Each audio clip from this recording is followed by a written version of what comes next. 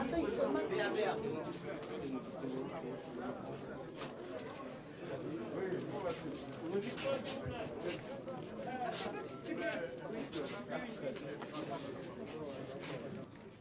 va, on peut aller. Bien, chers amis de la presse, les partis et groupements politiques de l'opposition appellent à l'ouverture d'une transition civile afin de créer les conditions d'une élection présidentielle juste, transparente et inclusive.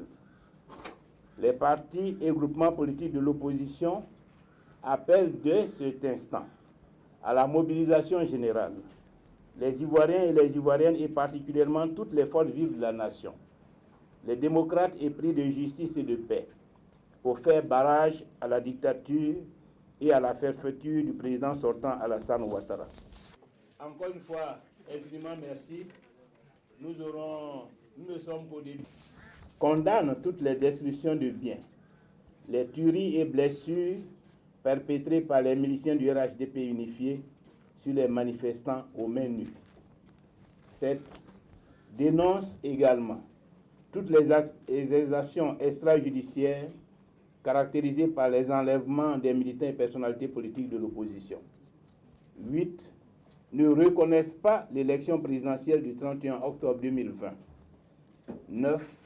Constate la fin du mandat du président Alassane Ouattara depuis le 31 octobre 2020 et invite la communauté internationale à en prendre acte.